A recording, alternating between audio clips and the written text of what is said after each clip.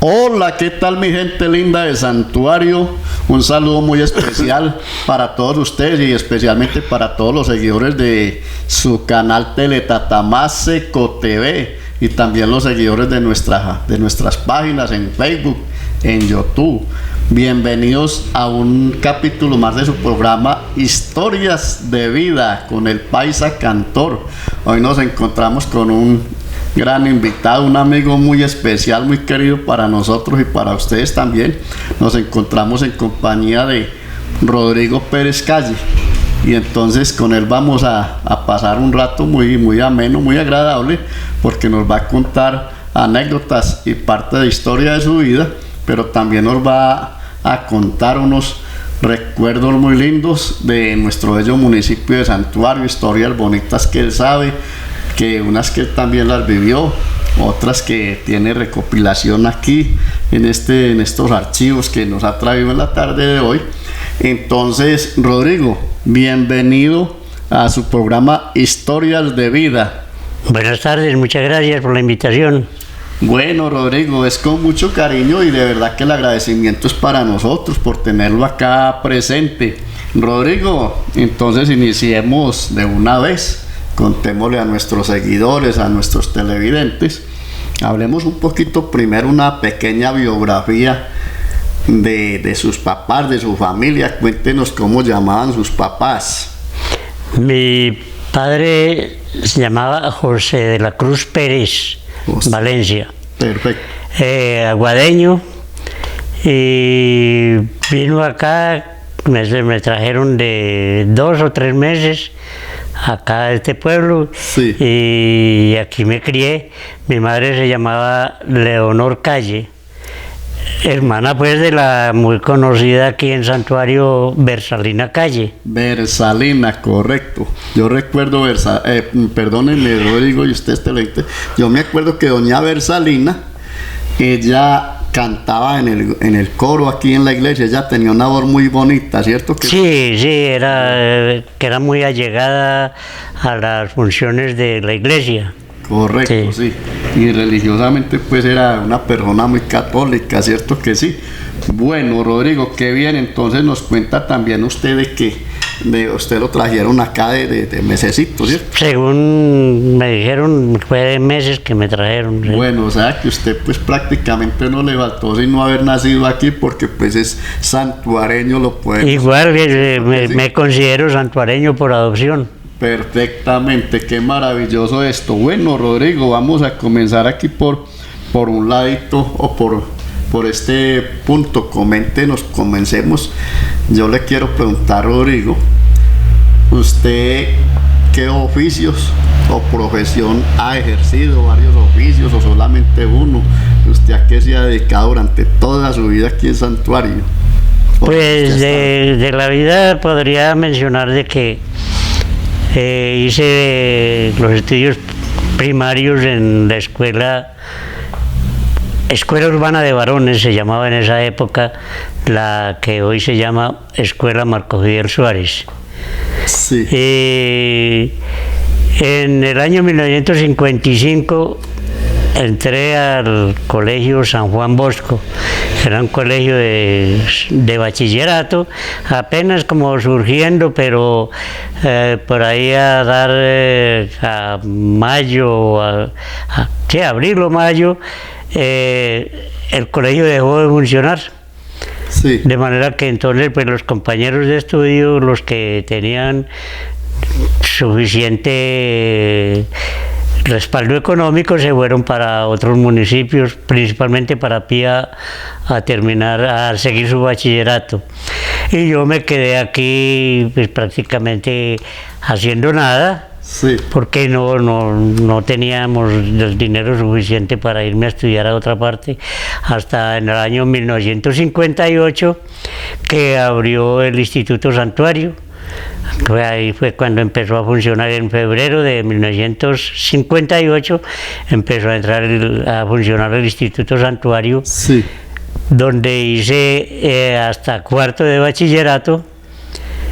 Y en 1962 ahí sí tuve la oportunidad de irme para Pía porque me estaba costeando los estudios una hermana llamada Clarisa Pérez, que era profesora aquí en las veredas, por ahí en una escuela rural, y de su sueldo ella pues prácticamente era el sostén de la familia, y ella quiso que yo fuera a terminar el bachillerato allá en 1963.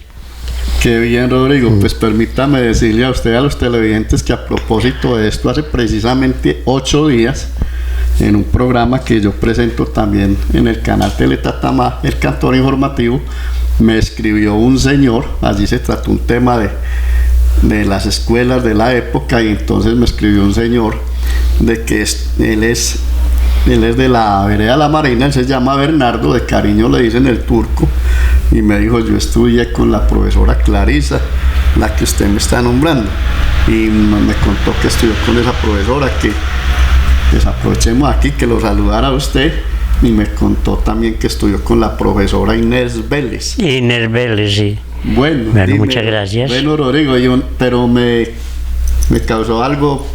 Llamaba como la escuela antes de ser Marco Fidel Suárez. Escuela Urbana de Varones. Bueno, Escuela Urbana de Varones. Y la Escuela Urbana de Niñas es la que se conoce hoy como Escuela Sagrados Corazones. Rodrigo, le quiero preguntar una cosita. ¿Usted recuerda una escuela de la cual me hablan que se quemó, donde es hoy en día el hogar infantil? Ahí funcionaba la escuela, era como una escuela de artes y oficios, se llamaba Escuela Complementaria.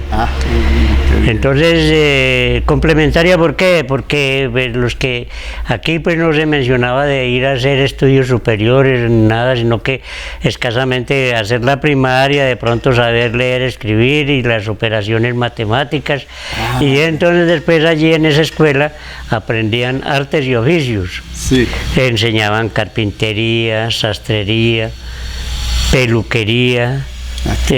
Sí, diferentes modalidades de artes.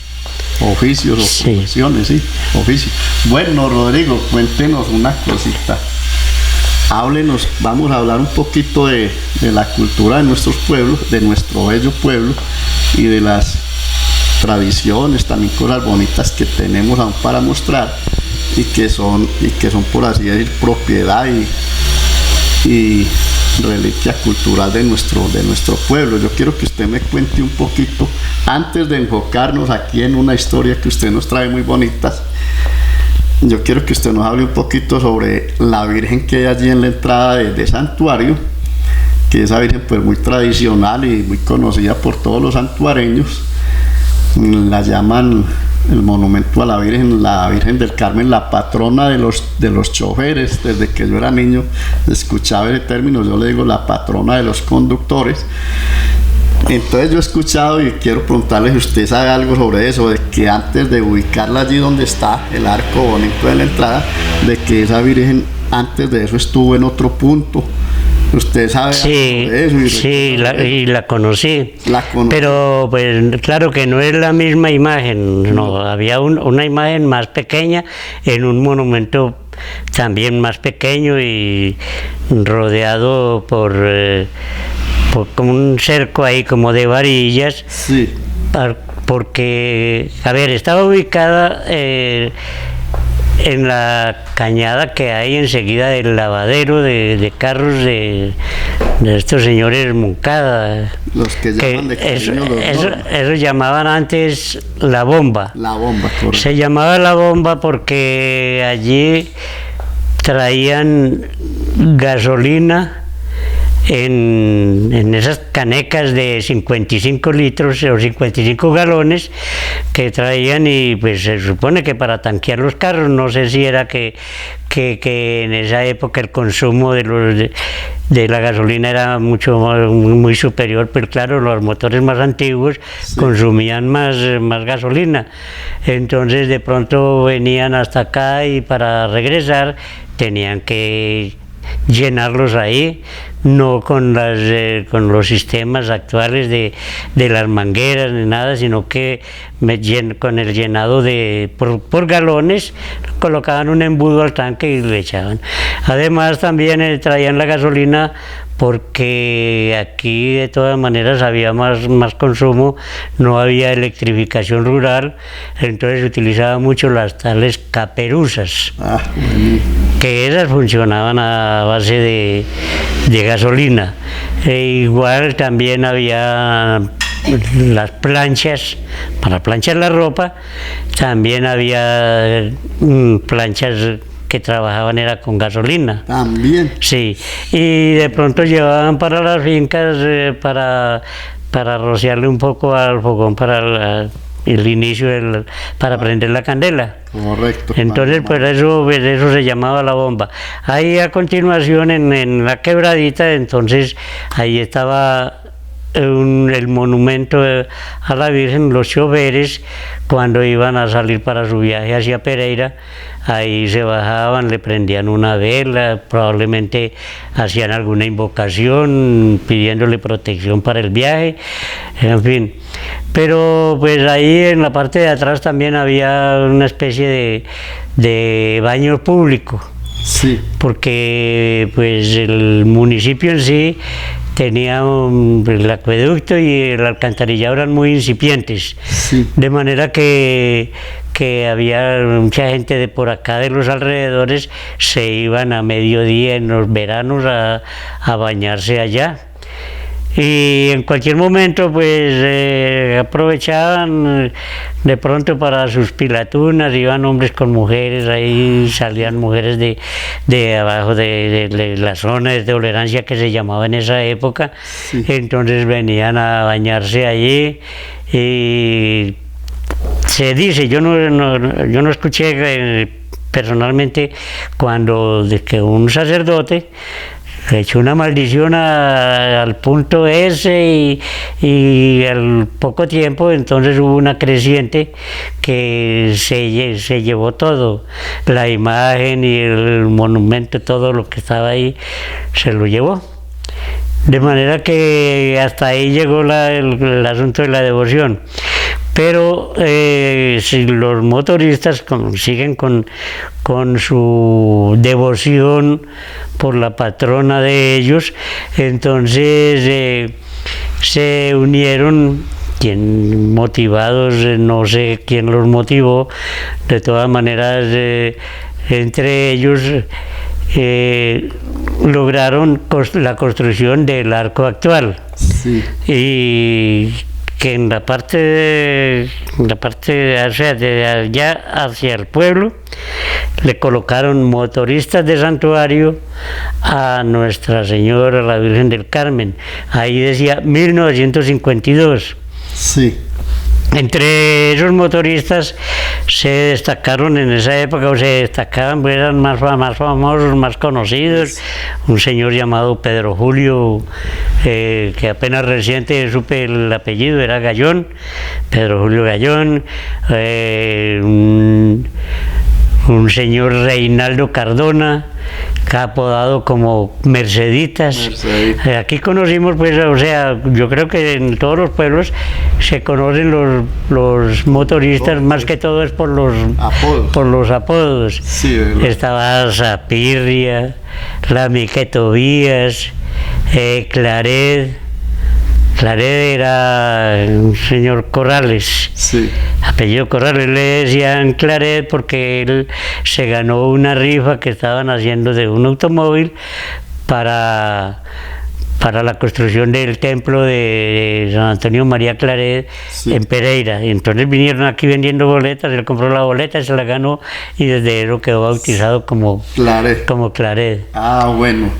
Había también en esa época, estaba el Salicina. Alfonso Valencia.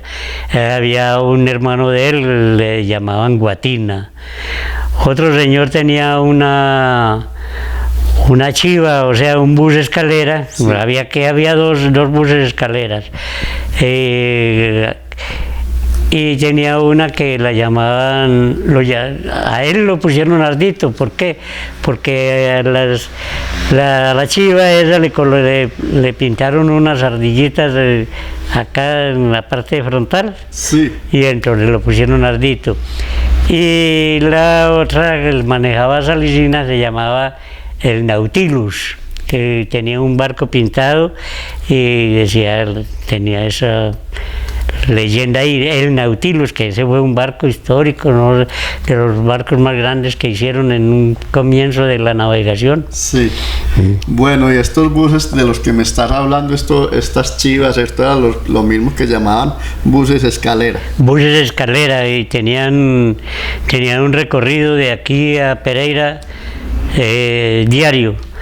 O sea, como que hoy salía uno, mañana salía otro, no sé, no recuerdo cómo era que los escalonaban o los programaban, o era una semana el uno y otra semana el otro. De todas maneras, esos buses generalmente salían de aquí a las 6 de la mañana y llegaban tipo 10:30 a Pereira. Bueno, Rodrigo, y también recuerdo yo de dos conductores, esos serían de esa misma época o fueron luego, y que era don Juan Viejo y Pechuga. Eso ya Pechuga sí era de esa época, y Juan Viejo fue ya como posterior que se vinculó a eso, sí. Bueno, pues Rodrigo, ya que usted ha nombrado a esos señores, que mire que mucha gente, igual como usted lo recuerda, saludemos también a los conductores actuales, los que están trabajando y los que están ahorita ya en sus casitas descansando, ejemplo, y que se les decía también en esa época, pues el apodo de cariño, saludito para don Abraham Arracacho, para Morrocoy, don Jaime Ruiz Morrocoy, y para todos los conductores que puedan escuchar esta entrevista, nuestro saludo muy cariñoso. Bueno, Rodrigo, interesante, y cuando uno habla con personas así que conocieron y que vivieron también la historia de nuestro pueblo, pero como en el caso suyo, que la vivió como decimos, en carne propia, y uno pues habla lo que la memoria le da, ¿cierto? Usted ahorita me hablaba de las caperuzas, o le tocó cuando nuestro municipio era que al oscuro, que no, lo que yo recuerde, sí, la planta ya estaba. Bueno. Y es que al parecer, de acuerdo a un documento que tengo ahí, sí, en el año 1931 ya había una planta de 300 vatios, sí, no sé, 300 revoluciones por minuto, 900 vatios. Sí. Ese era, funcionaba con un sistema de pelto. Sí. Que es una rueda y tiene como unos compartimientos. Al caerle un chorro de agua, entonces la hace girar y eso mueve ya el dinamo, ya genera la energía. Entonces lo que yo recuerdo sí era que aquí la planta la prendían tipo 6 de la tarde. Y había por ahí en algunas callecitas, como de las principales, habían unos postes de palo y allá un bombillito, pero con una luz mortecina, ya, sí. Correcto. Muy mínima. Sí. Bueno, sí, entonces usted me hablaba de las caperuzas, era que las llevaban para alumbrar en el campo, ¿cierto? En el campo, pero principalmente en esa época el sistema en las veredas, había fondas, que llamamos las fondas, sí, y era donde arrimaban a descansar de pronto los trabajadores. De pronto alguna que otra fonda de esas tenía un billar, o vendían en una fonda, era una miscelánea incluyendo cantina y todo eso, y entonces iban de pronto a tomarse sus cervezas. Allí les ponían música mediante ortofónicas. Eso. Y el alumbrado, pues, o sea, los más finos, los más modernos de la época utilizaban las caperuzas. Había que también con mechones de petróleo y todo eso. Bien. Sí. Excelente.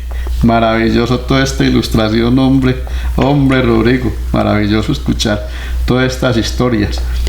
Entonces teníamos en esa época la artofónica y la vitrola, ¿cierto? ¿Eran diferentes la una de la otra o qué? ¿O más o menos parecidas?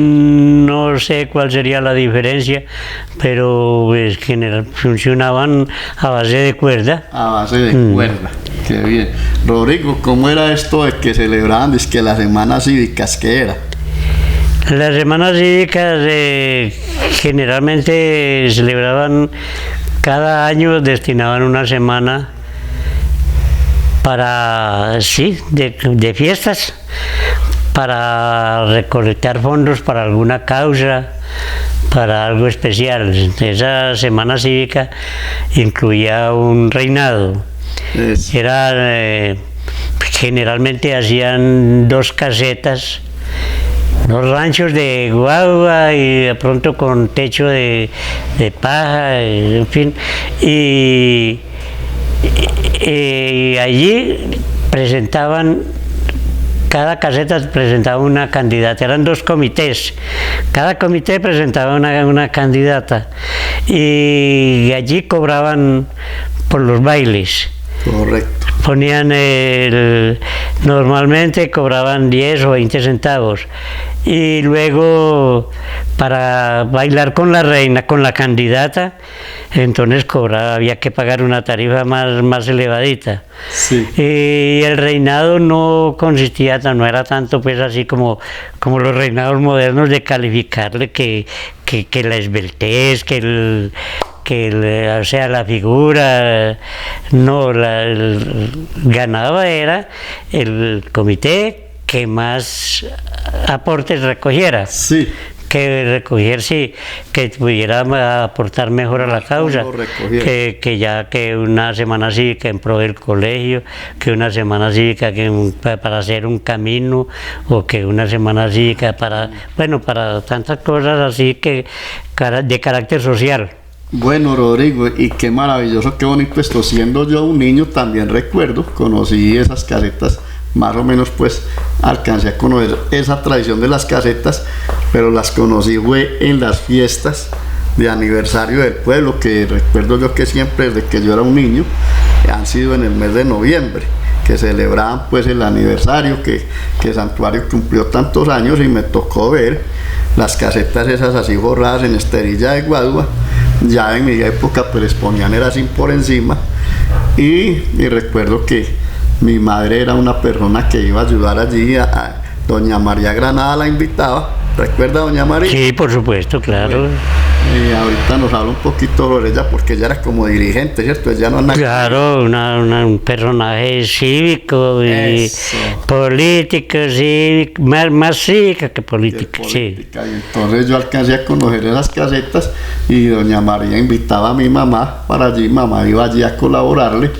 Pero yo recuerdo que celebraban desde en esa época el aniversario de nuestro municipio en el mes de noviembre, ¿no?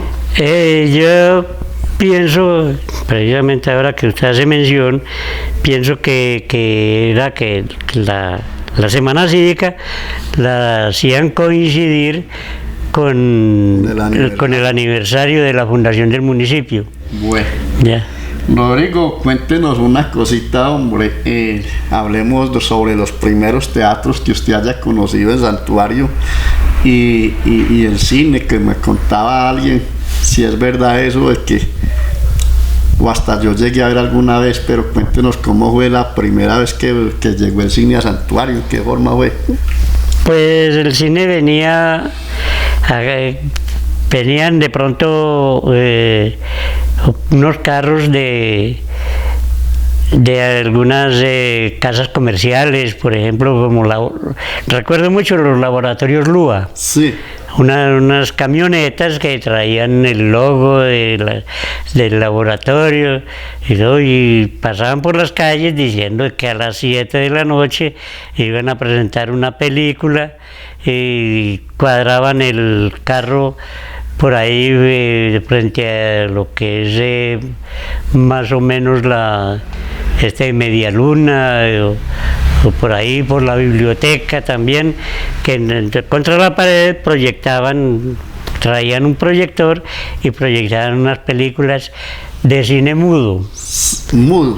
Sí, era cine mudo, eso generalmente no traía sonido. Solamente se veía nomás. Se veían, claro, presentaban muchas películas o más que todo, traían era películas del Gordo y el Flaco, el Buda Bod y Lou Costello. Bueno. Y entonces, bueno, eso era como por las primeras manifestaciones.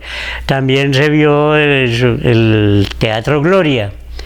El Teatro Gloria funcionaba donde es ahora la alcaldía. Sí. Que en esa época ahí funcionaba la alcaldía, funcionaba el juzgado y el teatro. Y entonces, pues, en cualquier momento, como funcionaba el juzgado, entonces en cualquier momento había la época de violencia, de ingrata recordación, y entonces le metieron candela a eso creyendo que esos archivos del juzgado se quemarían.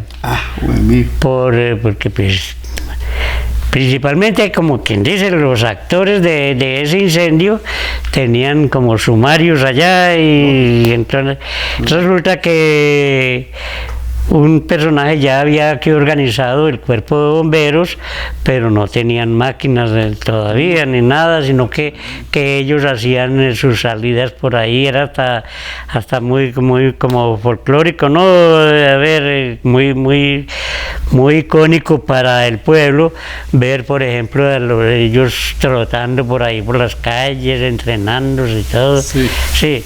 Entonces, un bombero subió, cuando estaba quemándose eso, un bombero llegó y se subió y se metió hasta el juzgado. Como él era muy fornido y todo, y estaba en lo que estaba desempeñando sus funciones, cogió un escritorio y lo tiró acá a la plaza y tiró otras cosas. Sí. Dentro de esas cosas cayeron los sumarios de los que estaban interesados en que eso se quemara. Los expedientes. Y entonces ya empezaron a surgir como las amenazas para ese bombero y tal cosa. Se tuvo que ir de aquí. Sí. Y se fue y se radicó por allá, por Venezuela. Y me parece que murió reciente, no hace mucho tiempo que murió. Bueno, Rodrigo, entonces, debido a ese incendio se quemó el Teatro Gloria. Se quemó el Teatro Gloria, como la alcaldía. Rodrigo, una preguntita hablándome usted de estos incendios.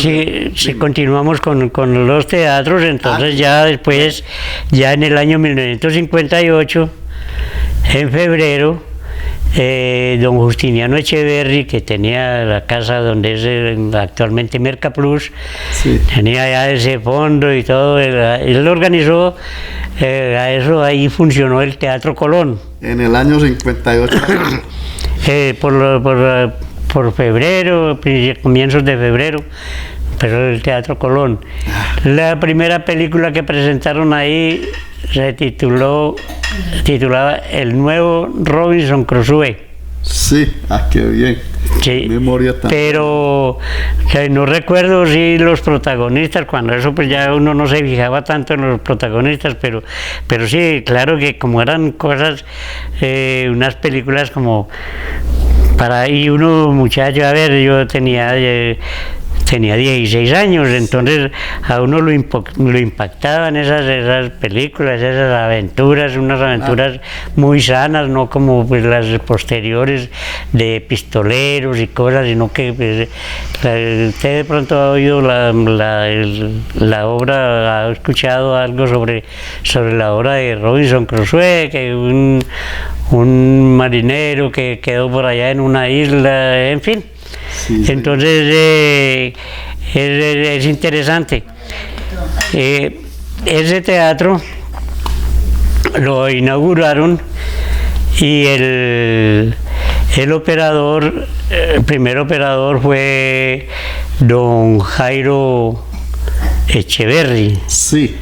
sobrino de don Justiniano Echeverry, que él manejaba un camión, tal vez fue el primero que trajo un camión ese que modelo F8. Sí. Y que lo trajo aquí a Santuario, y eso era una, como quien dice, una hazaña en esa carretera pues tan estrecha y con tanto, bueno, tan primitiva. Casi en trocha. Entonces traer un camión F8, que eso era mucho, y él hacía los viajes para Pereira a llevar café. Sí. De manera que durante el día hacía la diligencia como chofer, y por las tardes llegaba, se dedicaba a rebobinar las películas, porque eso venían en unos rollos, era cinta como, yo no sé qué material era eso, pero eso había que rebobinarlo, porque en el teatro anterior que lo habían presentado, pues eso estaba al revés, así que entonces tenía que rebobinarlo para volverlo a proyectar al derecho. Y los sábados y domingos, como él no tenía que viajar, entonces presentaban el matiné. Los sábados, matiné por la tarde, como a las 3 de la tarde, vespertina a las 6 y a las 8, la nocturna. Y los domingos presentaban matinal, matiné, vespertina y noche. Ah, pero qué bien. Oiga, pues, mis queridos televidentes, y muy especial los que les gusta la historia, recordar el Vivir, primera película en nuestro municipio fue en el año... la primera película en el Teatro Colón. El Teatro Gloria, pero entonces los que recordamos del Teatro Colón, los que ya lo alcanzamos a conocer, primera película y gracias por corregirme, Rodrigo, primera película en el Teatro Colón fue en el año 1958 y se tituló como, Rodrigo, El nuevo Robinson Crusoe. Miren pues qué maravilloso, y permítame, Rodrigo y televidentes, saludar a unas familias en Pereira, y me refiero a la familia García Ramírez y a la familia Ruiz Ramírez. ¿Por qué este paréntesis? A Fernando García Ramírez y Antonio Ruiz Ramírez, porque en estos días ellos hicieron un concurso a nivel de un grupo muy grande que tienen, y ese concurso consistía usted, Rodrigo, y don Jairo, los presentes y los televidentes, consistían en hacer preguntas sobre la cultura de nuestro pueblo. Y estuvo maravilloso. Permítame, don Jairo, usted les cuento algo y me disculpan el paréntesis. Y el regalo que ellos tenían para la persona que ocupara el primer lugar, que se ganara, pues al que más preguntas respondiera, le iban a hacer ese regalito, ese reloj que tenemos allí con la torre y la torre de la iglesia. Y entonces resulta de que a alguien le pareció muy bonito y lo mostró por celular, por estas redes. Entonces ya dijeron no. Entonces, como don Ramiro nos ha ayudado, de hecho yo le preguntaba a Rodrigo cositas y a varios señores mayores y les mandaba las preguntas, o sea, les colaboré, me hicieron el regalo a mí, y ya luego al ganador le dieron otro tipo de regalo. Entonces por eso quiero saludar a estos jóvenes, porque son santuareños y están en Pereira, y motivar a las personas que nos escuchen a interesarse pues por la historia de nuestro pueblo. Bueno, y agradeciéndoles el paréntesis, entonces, Rodrigo, ¿será que yo tengo otras cositas para preguntarles? Si es bueno dialogar, porque ahorita más adelantico, ya que tocamos el tema del reloj, yo ahorita le voy a preguntar a usted sobre el reloj de la iglesia, pero antes de esto, dos preguntitas, Rodrigo. Bueno, aparte de los teatros que allá hablamos, Teatro Gloria, Teatro Colón, ¿cuál es más conocido aquí? Sí, Teatro cuando estaban construyendo la Casa Cural, sí, entonces la Casa Cural la pasaron a una casona donde fue Telecom, allá por la carrera, por la calle Sexta. calle es esta? O sea, por la Puerta del Perdón, casi al frente de la... Ahí había una casona bastante grande y allí pasaron todo lo de la casa cural. Sí. Y esa casa tenía un patio interno. En ese patio interno tenían un proyector y presentaban películas ahí. Ah, qué bien. Se llamaba el Teatro Parroquial. Y la muchachada de esa gente, los pillos y los pollos, que como donde es el Colegio María Auxiliadora, había un barranco. Los muchachos se subían por ese barranco y pasaban allá una cerca y ya estaban en el patio, ya estaban en el teatro viendo películas gratis, colados. Y ya posteriormente, ya cuando terminaron esta casa, otro teatro fue el Teatro Bolívar, que es en lo que la casa conservadora, en donde funciona una cepilladora. Sí. Ahí era un teatro que tenía su platea, pues, y tenía 2 balcones, tenía 2 niveles. Yo no sé cómo llamaba eso, le decíamos la galería, o en fin, de todas maneras también presentaban buen cine, sí. Ay, qué bueno. Rodrigo, y permítame devolverme un poquito ahorita, así que nos dijo del incendio del juzgado. ¿Usted recuerda, escuchó alguna vez que me cuentan a mí, mayores también, de que nuestro municipio en alguna época se quemó algo así como la notaría o la registraduría? Me cuentan de que donde se fueron los documentos de muchas personas mayores, como ejemplo era... dice que ahí se quemaron los documentos de don Gerardo Echeverri, me contaba una hijita, y los de doña Aurora.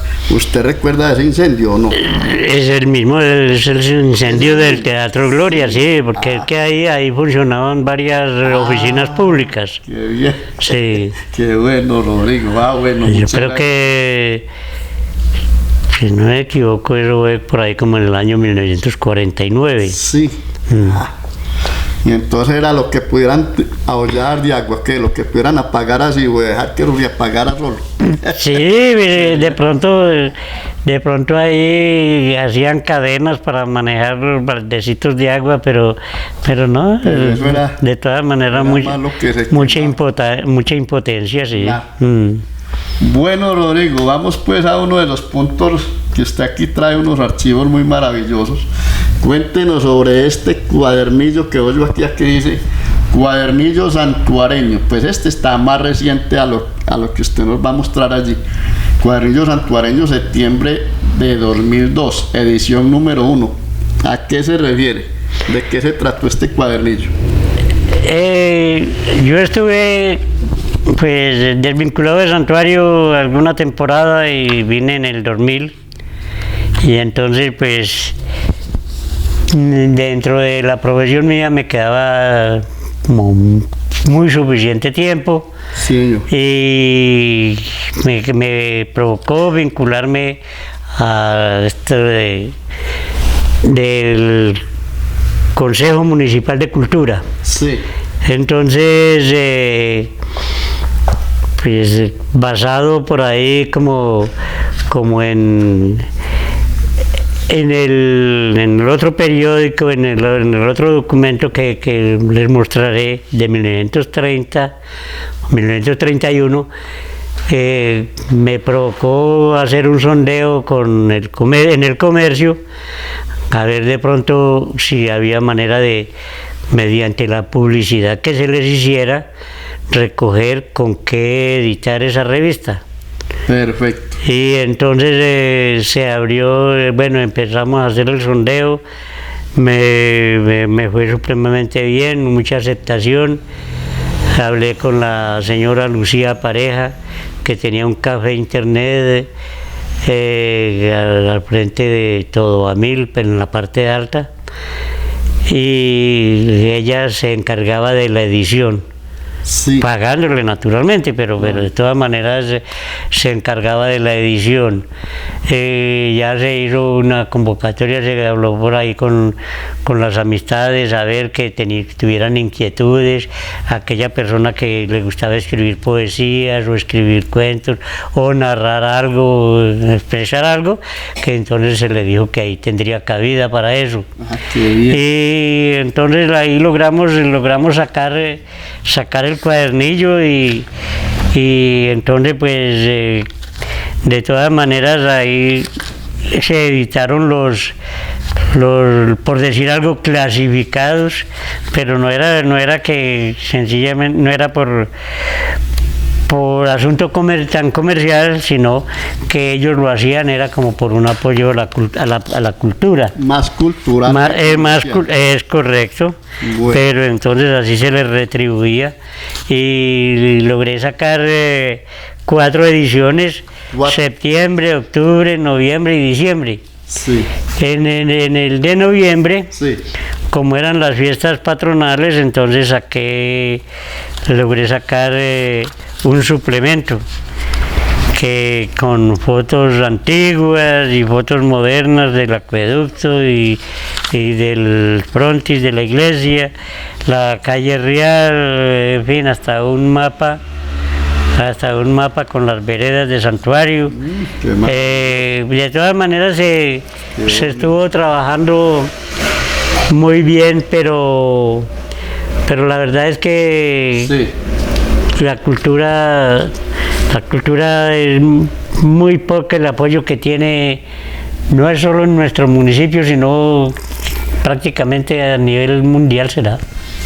Sí, Cuénteme qué pasó con este proyecto, qué pasó, porque cuánto duró, por qué no continuó. pues fueron 4 meses. ¿Por qué? Porque esto con la edición y con la publicación propiamente, yo llevaba estos son los originales. Sí. Ya estos originales a Pereira y allá los hacía sacar en fotocopias, ya en multígrafo. Sí. Y me salía un costo de 550 pesos.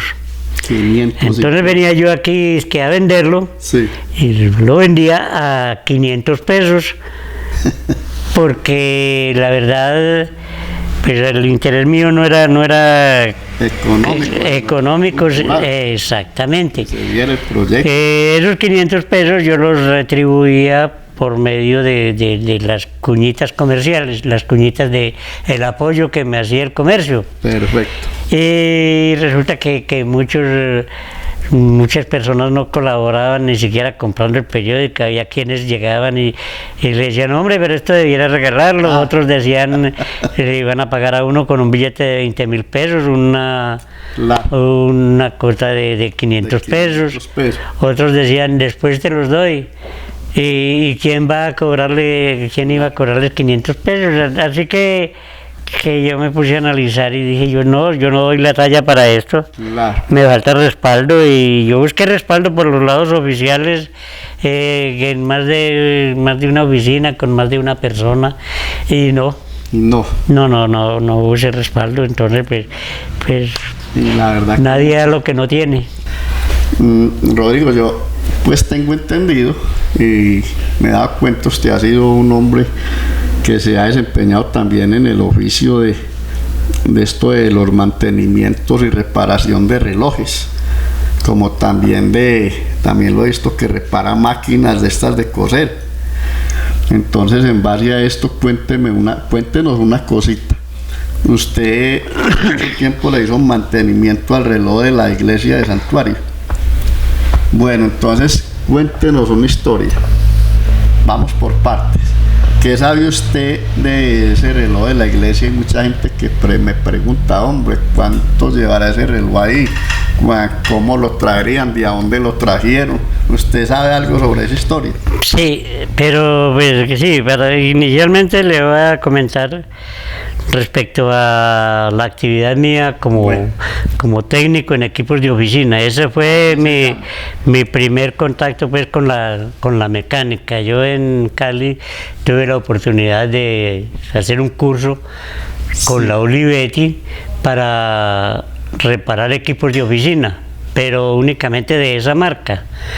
Después, ya colegado con los otros mecánicos, me enseñaron de otro tipo de máquinas, otras marcas, otros modelos, sí. Y mediante eso, pues entonces me dediqué a andar el país. Sí. Y trabajando en esos gajes del oficio, por ahí me encontré con una persona que me enseñó más o menos la mecánica de los relojes de péndulo. De péndulo. Eso. Y bueno, seguí desempeñándome en eso. Cuando empezó a entrar la tecnología, yo andaba por los pueblos y entonces no me actualicé en la tecnología, así que cuando empezamos me estaba sintiendo yo como desplazado por la tecnología. Ya las máquinas de escribir ya no las querían utilizar, ya estaban buscando computadores y todo, de manera que los relojes de cuerda tampoco. Entonces ya me dediqué, tuve la oportunidad también en Palmira de hacer un curso en equipos de confección.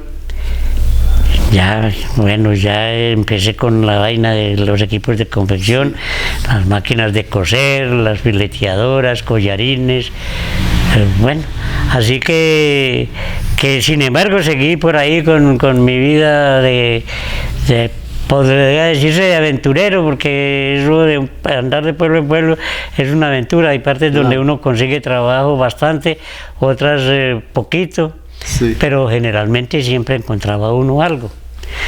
De manera que ya cuando se me presentó el asunto de arreglar un reloj de péndulo en el municipio de Aguachica, Cesar, sí. Entonces yo le arreglé unas máquinas de escribir allá al municipio por orden del consejo, y alguien del consejo mencionó el asunto del reloj y yo, hice un contratico ahí, arreglé el reloj, lo puse a funcionar y ya me fueron resultando algunos cuantos relojes por ahí, por esos municipios. ¡Ay, qué bueno!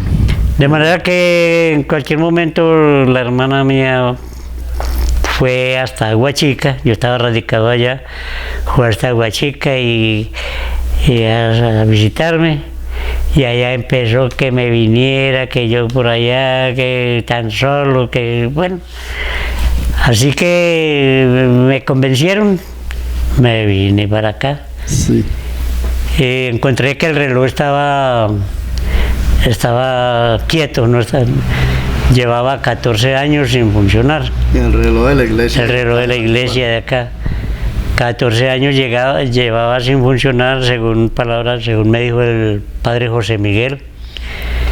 Y le dije, yo me hice amigo con él, encontré aquí pues un amigo, compañero de estudios, que era el doctor Marco Fidel Pareja. Él estuvo como prácticamente vinculándome de nuevo con la gente de Santuario. Claro. Y entonces él era muy amigo con el padre José Miguel. En cualquier momento, tomándonos un café, ahí en el Café Andaluz, miramos el reloj y le dije yo, padre, yo le arreglo el reloj. Él creyó que era charlando y, sí. Y entonces me dijo que fuera en la semana a mirar a ver. Miré el reloj y la reparación de ese reloj había que hacerle unos piñones. Pero yo sabía cómo mandarlos a hacer y todo. Sí. Entonces era un trabajo costoso, pero yo se lo coticé nada más en 700.000 pesos, porque al fin y al cabo este es el pueblo donde yo me crié. Sí. Es el pueblo que yo quiero, que más quiero, claro. Que yo tengo otros pueblos donde me han tratado muy bien y todo, y quiero esos pueblos, pero el pueblo que más quiero es Santuario. Lógico. Y entonces le pedí 700.000 pesos. Y me dijo, ¿y cuándo empieza? Y le dije, yo mañana me voy para Barranquilla a mandar a hacer los piñones. A Barranquilla hay que ir. Sí, porque yo no conocía en Pereira, pues no tenía los contactos en Pereira. Ya. Cuando resulta que me fui para Pereira, donde la hermana mía, a contarle que me iba a ir para Barranquilla, y me gustaría volver a quedar por allá, porque como yo vivía también enamorado de la costa, y entonces me dijo, una sobrina me dijo, tío, esos piñones aquí se los pueden hacer.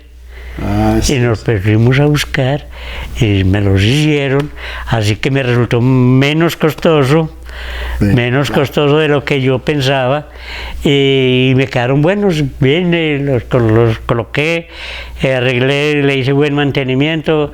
A los 4 o 5 días ya estaba funcionando el reloj, ya no quedaba faltando, y no sincronizarlo bien, que quedara preciso con la hora y todo, pero el trabajo propiamente ya estaba hecho. Y empezó a funcionar y funcionó bien. Ya el padre José Miguel se fue, vino el padre William, me dijo, continuemos con eso, que a mí también me interesa que ese reloj esté funcionando. Claro. Como ellos eran de aquí y todo. Y luego entonces ya los párrocos que vinieron posteriormente ya no quisieron. Había habido un problema en la diócesis por ahí con un trabajador que se les accidentó en una de esas parroquias por ahí, y le cobraron a la diócesis le cobraron una indemnización millonaria. Claro. Así que entonces ellos estaban, sí, restringidos con órdenes superiores, y por eso el reloj quedó quieto. Rodrigo, porque me imagino que la subida ya debe ser siempre una escalita muy angosta. Pero es segura. Sí, es seguro. Es segura, sí, es buen cemento, buen concreto, y tiene su barandita. No ofrece así como tanto riesgo, ¿no? Para una persona que está acostumbrada pues a las alturas así, ¿no? A menos de que la persona se vaya a desvanecer, pero en sí, por seguridad en las escaleras, bueno, sí. Sí. Bueno, Rodrigo, excelente esta historia que usted nos cuenta. Y entonces, ¿qué conocimiento tiene usted? Ya nos contó le hizo usted el mantenimiento al reloj, qué maravilloso. Yo recuerdo que de un momento a otro el reloj otra vez resultó dando bien la hora, porque era una tradición de nosotros los santuareños y los campesinos, que uno era haciendo sus vuelticas y la hora, y uno miraba era para allá. Hasta me acuerdo que alguna vez un señor dijo en la plaza, ¿qué horas son? Y dijo, espere, yo miro en el reloj de los pobres, y miró para allá. Entonces ya era una tradición en los santuareños. Rodrigo, ¿qué recuerda usted, qué historia ha escuchado? ¿En qué año fue traído ese reloj? ¿Y cómo fue la traída? Ese reloj fue traído, según pues los historiadores, fue traído en el año 1928. 28. Vino, el reloj es de fabricación alemana, pero este fue negociado en Boston.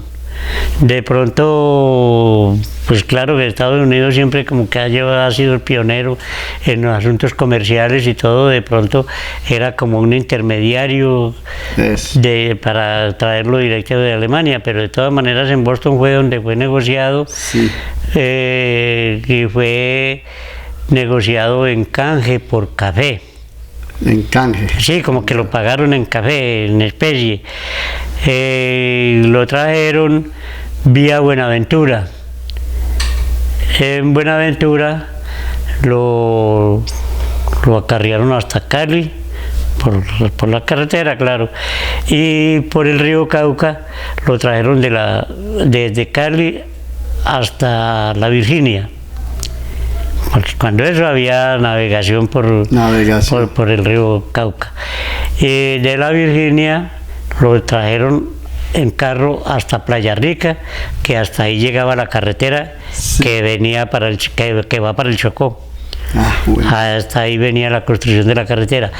De Playa Rica para acá ya lo trajeron a lomo de mula. Miren pues, mis queridos santuareños, la historia del reloj de Lo que no sé, lo que no sé es cómo hicieron con las campanas, porque esas campanas, pues yo creo en una sola mula no pues la capacidad del espacio en primer lugar, y en segundo lugar el peso, porque esas campanas tienen que ser sumamente pesadas.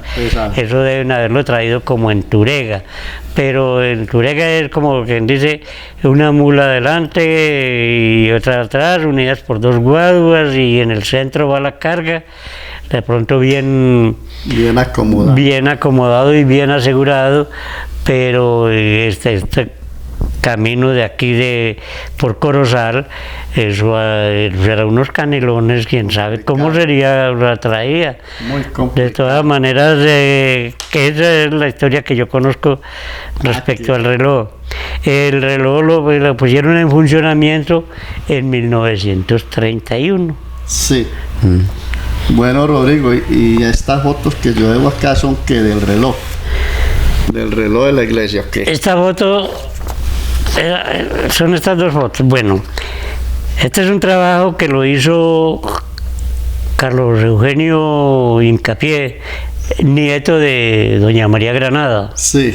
Ya, que él maneja muy bien el asunto de la fotografía, tiene buen conocimiento. Entonces, mediante internet él se consiguió el primer reloj que de esta casa, que es de esta casa pues productora. Este fue el primer reloj. Perfecto. Que lo hicieron por allá por el año en la década del 90 del siglo XIX. Perfecto. O sea, 1880 y pico.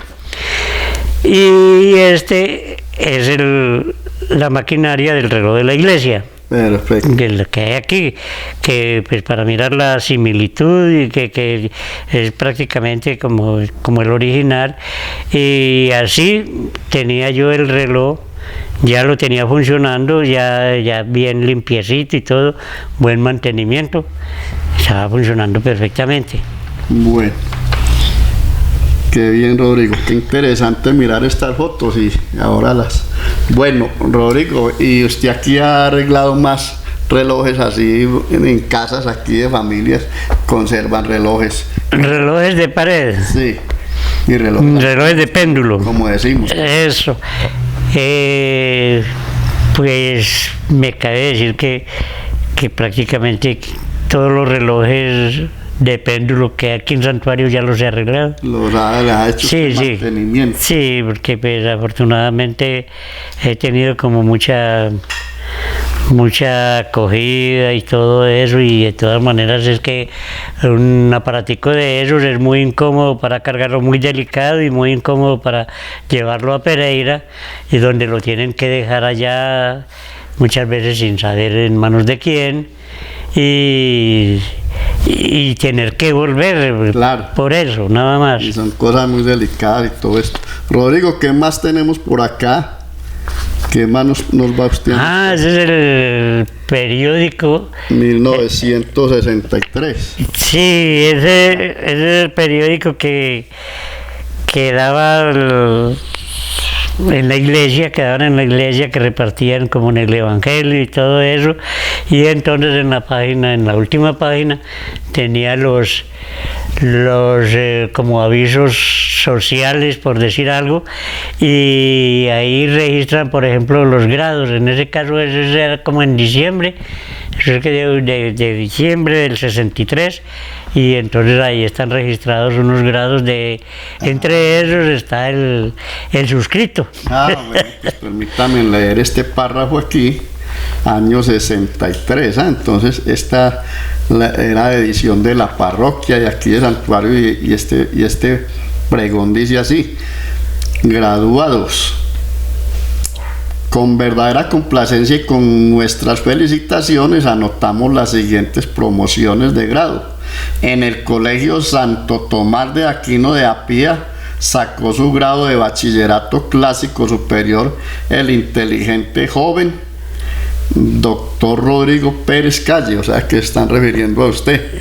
Sí, pero sin el doctor. Sin el doctor. Esa de, yo creo que se utilizaba más, era como don. Don, de pronto, sí, don. Que le daban un don a la persona, en fin, ya. Muchas gracias, Rodrigo, por ilustrarnos. Entonces, en la época, el don era algo, pues, sí, de todas maneras le daban a uno un realce. Sí. Entonces, el inteligente joven don Rodrigo Pérez Calle, que bien, o sea que usted en el año 63, usted se graduó allí en el municipio de Apía. Sí, en el Colegio Santo Tomás de Aquino. En la parroquia de Santuario. Registraron, sí, señor. Qué bien, Rodrigo. Entonces, muy bonito esta ilustración, año 63. ¿Qué más tenemos por aquí, Rodrigo?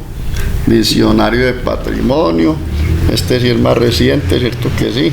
Semillero de onda. Sí, este fue que se me vino ahí de pronto, bueno. Sí, ya. Entonces cuéntenos sobre acá que tenemos, mire qué interesante, por aquí veo que habla del año 1931, qué maravilla. Cuéntenos según, sobre esto, a ver, ¿qué nos trae ahí? Este era un libro, un folleto editado, pues aquí dice en 1931. El doctor Marco Fidel Pareja tenía fotocopias así como esto.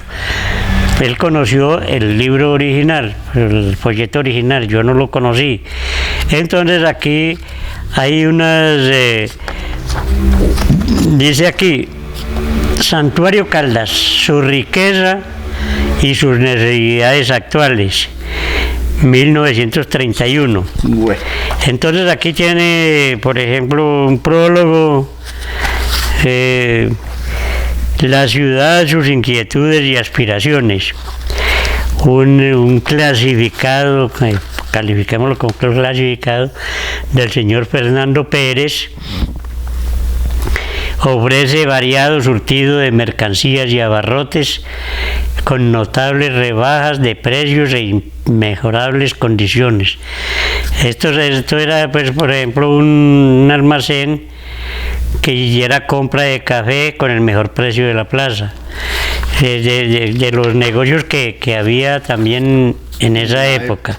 Año 1930. Este prólogo es firmado por el señor en el Santuario 24 de marzo, por el señor Gonzalo Calderón. No he oído mencionar a Gonzalo Calderón. Tienen otros artículos donde dice, pues, como la actualidad en ese entonces del santuario, del precio del café, su comercio, por ejemplo, aquí dice. Bueno, de eso, y lo leemos aquí a nuestros televidentes. Año 1931, queridos santuareños, los que les gusta la historia. Por acá, queridos santuareños y seguidores. Trae también la casa de Luis Ángel Osa. Esta casa viene funcionando desde hace pocos años. Su dueño, el señor Osa, activo y rebuscador de la vida, no se ha consagrado solamente a las actividades comerciales, sino que ha establecido fábricas de velas, jabón, café molido. Tiene un magnífico establecimiento de juegos permitidos. Esta casa introdujo durante el año 1930 la cantidad de 800 bultos de mercancía. Aquí dice más o menos que fue la cantidad de mercancía que trajeron, pues, sí, de Manizales o de Pereira, Manizales o de Medellín. La geografía y la estadística de qué costaba el municipio en esa época con su corregimiento La Celia. Ya se había desmembrado Balboa. Y por acá trae los establecimientos industriales. Hablemos un poquito sobre lo que nos dice ahí, Rodrigo. Pues según al decir de esto, el santuario era entonces un foco comercial e industrial inmejorable, porque existen en el municipio algunos establecimientos industriales en pequeña escala, detalladas así: fábrica de jabón de propiedad del señor Luis Ángel Osa. Luis A. Osa. produce semanalmente 100 cajas de este artículo. Fábrica de jabón del señor Pedro Rincón, produce semanalmente 50 cajas. Fábrica de café molido del señor Luis A. Osa M, produce semanalmente 50 arrobas laboradas. Fábrica de velas de Luis A. Osa. Fábrica de velas de Pedro Rincón. Fábrica de bebidas gaseosas de Manuel Vargas. Uy, carambas. Produce semanalmente 300 docenas de bebidas que se consumen totalmente. Fábrica de calzado del señor Otoniel Jiménez ocupa diariamente 8 oficiales. 8 oficiales, sí. Galpón del señor Bernardo Carrasquilla produce 10.000 piezas mensuales. Yo creo que estas piezas a que se refiere son tejas, porque que en esa época los galpones se mencionaban era como los tejares. Eso. Galpón del señor Ricardo Valencia produce mensualmente 5.000 piezas. Galpón del señor Ramón Jiménez produce mensualmente 2.500 piezas. Taller de carpintería y ebanistería del señor Baudilio Cardona. Taller de carpintería y construcción del señor Leonardo Loaiza. Taller de carpintería y ebanistería del señor Manuel J. López. Taller de carpintería y agencia mortuoria del señor Manuel J. Álvarez. Taller de carpintería y agencia mortuoria del señor Luis González. Taller de carpintería y agencia mortuoria del señor Francisco Giraldo. Taller de cerrajería del señor José Escobar. Taller de cerrajería de José Dolores Sierra. Taller de cerrajería de Félix Vargas y Joaquín Rendón. Establecimiento de curtimbres de don Pedro Pablo Pulgarín, donde se beneficia gran parte de las pieles que resultan en la población. De tal manera que esta revista tenía un cubrimiento pues casi total del movimiento notarial, el movimiento de los juzgados. Menciona aquí en la cárcel municipal, en la cárcel del distrito, había presos nacionales 98, presos departamentales 12, presos municipales 3. No sé a qué se refería en esa clasificación de presos nacionales, departamentales o municipales. Dice de mujeres, presos nacionales 4, presos departamentales 1. Tiene, a ver qué más les muestro aquí, la relación de presupuestos. El presupuesto de 1907, cuando empezó su vida municipal, fue de 1.208 pesos con 14 centavos. Uy. Presupuesto para el año.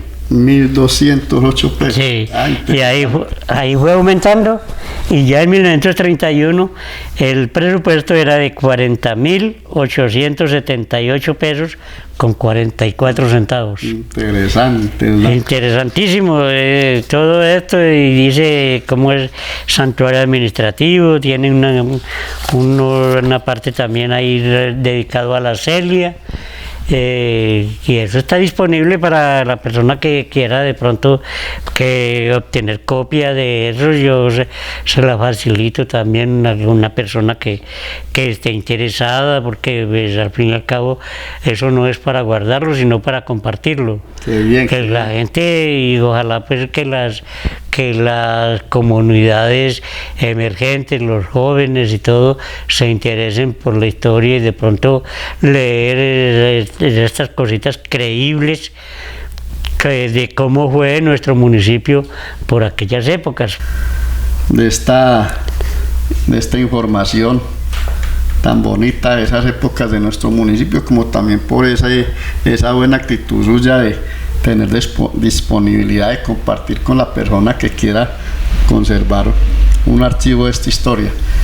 Y pues una reflexión con nuestros televidentes. Miren ustedes que nuestro municipio fue un pueblo supremamente industrial, Imagínense en esa época todas esas fábricas que nos muestran aquí, nos ilustran que habían hasta fábrica de gaseosas, fábrica de zapatos, tanta fábrica, velas, jabón, café. Y ver hoy en día pues que en nuestro municipio se han llevado prácticamente casi todo ese progreso, ha desaparecido. Entonces pues por ese lado sí da mucha nostalgia, da mucha admiración de esas personas de esas épocas tan emprendedoras y de esa economía tan sólida, pero porque la misma gente la hacía rendir. Rodrigo, entonces nuevamente agradecerle. Por ahí, por la década del 50, hubo acá sindicato de obreros. Sindicato de obreros, o sea que, porque es que había sastrerías con buena cantidad de obreros, zapaterías, o sea que eran fábricas de zapatos.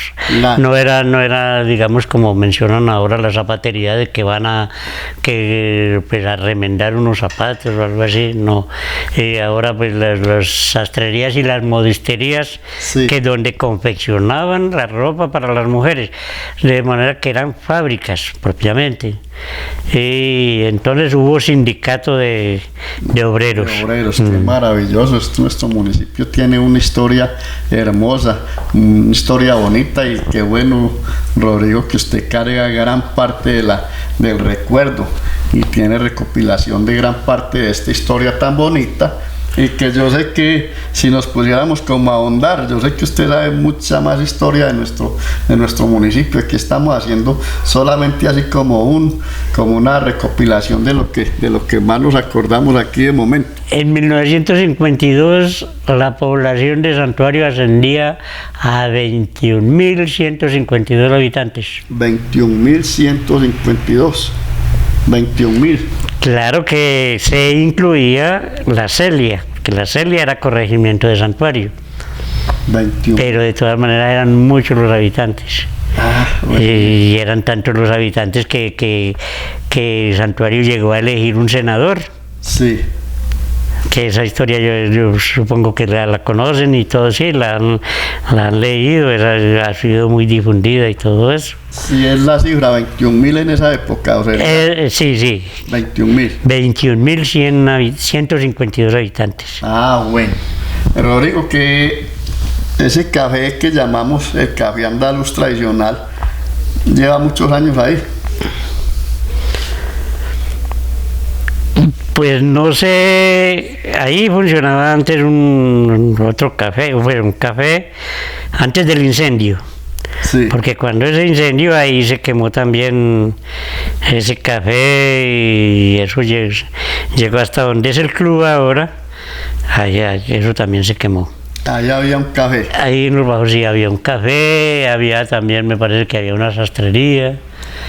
Había a un lado también una cantina que posteriormente la llamaron es que la horca, porque al parecer ahí se ahorcó un señor, si no estoy mal, Rodrigo Bolívar se llamaba el hombre, que tenía un problema en los pies, andaba así como chapincito, era sastre, y creo que en esa cantina ahí se ahorcó él. Pero no estoy seguro si se llamaba Café Andaluz. Como Café Andaluz lo conozco yo cuando construyeron el club. Perfecto. Y eso bueno, les daban el nombre de café, esos negocios tan típicos que no eran ni cantina ni bar, pero que allí se distribuye de todo. Allí la persona puede tomar una cerveza, pero siempre lo más tradicional es que la gente va a tomarse un rico café, ¿cierto?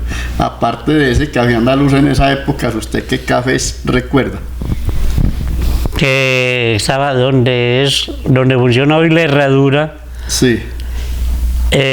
Funcionaba el café Danubio Azul. Danubio Azul. Sí. En la esquina, bueno, el Piel Roja también estaba.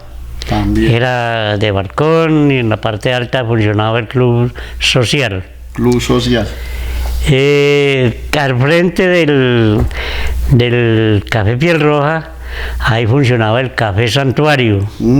Tenía billares también. El Café Piel Roja tenía billares y el Café Santuario también tenía billares. El Café Roma ya estaba funcionando. Yo no lo conocí antes porque esa construcción antes de que fue de 2 plantas y funcionaba el restaurante Roma en la parte alta. Sí. Según me comentaron. Pues más bien era eso, nada más. Bueno. Y ya posteriormente sí, estuvo también La Sombrita.